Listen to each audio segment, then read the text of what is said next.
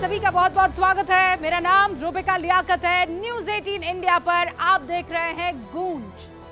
कल लोकतंत्र की जीत की गूंज अब से 13 घंटे बाद सुनाई देना शुरू हो जाएगी। सरकार बनाने का काउंटडाउन शुरू हो जाएगा, लेकिन उससे पहले क्या शुरू हुआ है?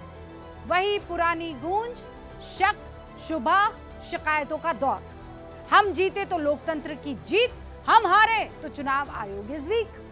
ये ऐसे आरोप हैं जिसकी वजह से भारत के लोकतांत्रिक इतिहास में पहली बार मुख्य चुनाव आयुक्त मतगणना से 13 घंटे पहले, इनफैक्ट आज अभी जब मैं आपसे बात कर रही हूं तब 13 घंटे, लेकिन इससे पहले जब वो आए थे 12 बजे के आसपास, एक दिन पहले उन्हें प्रेस कॉन्फ्रेंस करनी पड़ती है।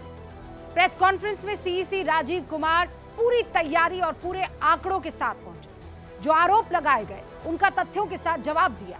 सियासत में आरोप प्रत्यारोप तो जायज है, समझ में आता है, लगाने भी चाहिए, वरना लोकतंत्र कैसे मजबूत होगा। लेकिन hit and then run and never come back, इसकी गुंजाइश नहीं है। चुनाव में पार्टियों को एक दूसरे के खिलाफ लड़ना जरूरी है, वो लड़े, लेकिन देश की संस्थाओं के या संस्थानों के खिलाफ ये लड़ाई आप बताइए कैसे जायज हो सकती है?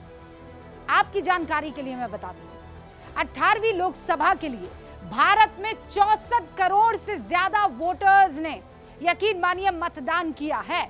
64 करोड़ से ज्यादा वोटर्स, इसके माने आप समझते हैं? हमारे 72 साल के चुनावी इतिहास में सबसे बड़ा आंकड़ा है। जितने वोटर्स ने भारत के इस आम चुनाव में वोट डाला है, यूरोप की आबादी से भी ज्यादा ये वोटर्स हैं। जितनी कुल मिलाकर यूरोप की आबादी है, आप सिर्फ रूस को उसमें छोड़ दीजिए। और इन्हीं चुनावों में 31 करोड़ से ज्यादा महिला मतदाताओं ने वोट किया है। इतनी आबादी तो पूरे अमेरिका की है। 64 करोड़ वोटर्स अपनी सरकार चुनने के लिए निकले, वो भी इतनी गर्मी में कि अगर मैं आपसे कहूं जाइए बाहर आइसक्रीम खरीद लाइए तो आप कहेंगे अभी छोड़ दीजिए रूबिका।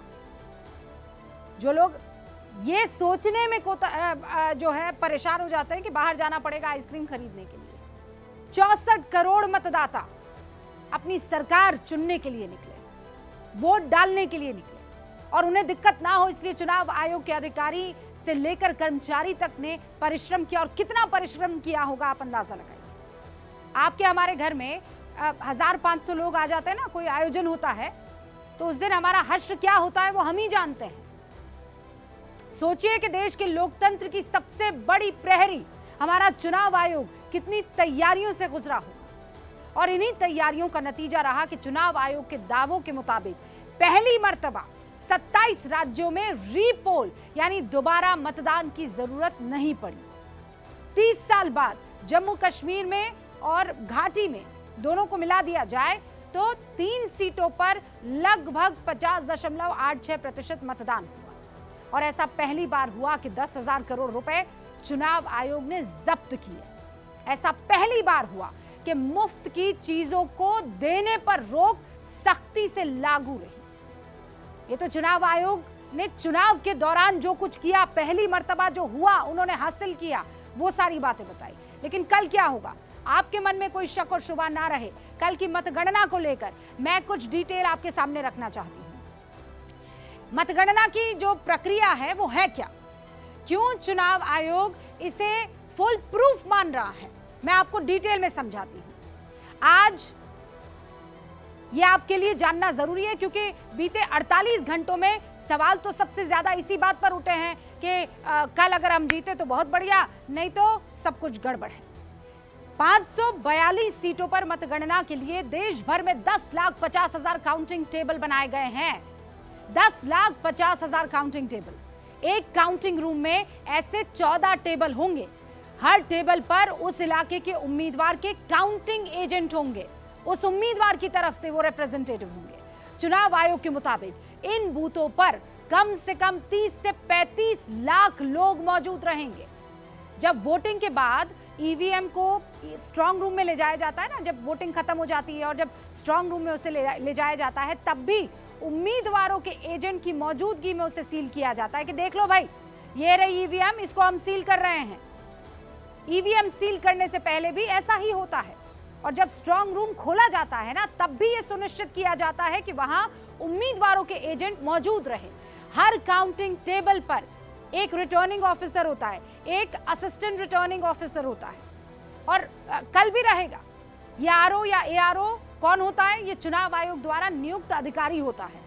हर राउंड की काउंटिंग के बाद ये अधिकारी यानी आरओ और एआरओ रिजल्ट वहां मौजूद मॉनिटर पर डालेंगे, ताकि सभी एजेंट उसको आराम से देख ले। सभी एजेंट कौन?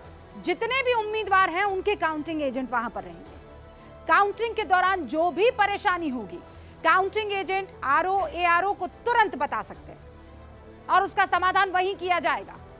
और ऐसा नहीं है कि आरोप लगाने वाले कुछ तथाकथित बुद्धिजीवियों को यह जानकारी नहीं है, सबको सब मालूम है। यह प्रोसेस चुनाव आयोग 72 सालों से अपनाता रहा है। लेकिन वो कहावत है ना कि जब तक सच जूता पहनता है, झूठ पूरी दुनिया के चक्कर लगा लेता है। मनगढ़ंत आरोपों के दम पर जीने वाले लोग यही नुस्खा अपनाकर जिंदगी बसर कर लेते हैं, यकीन मानिए। और इसीलिए आज गूंज में यह सवाल पूछना बेहद जरूरी है कि इतने पारदर्शी लोकतंत्र में चुनाव आयोग पर सवाल उठाने का मकसद क्या है? क्यों बिना पुख्ता सबूत के देश की संस्थाओं को कटघरे में खड़ा किया जा रहा है?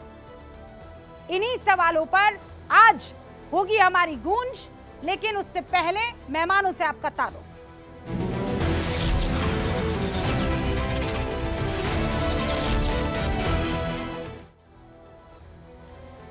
तो सारे मेहमान हमारे साथ जुड़ चुके हैं और इन सवालों का जवाब देने के लिए जो खास मेहमान आज हमने आमंत्रित किए हैं, उसमें है भारतीय जनता पार्टी के राष्ट्रीय प्रवक्ता शहजाद पूनावाला। स्वागत है आपका सर। हमारे साथ सैयद जवाद साहब भी जुड़ चुके हैं, राजनीतिक विश्लेषक है और इंडिया गठबंधन का पक्ष रखते हैं बेबाकी से।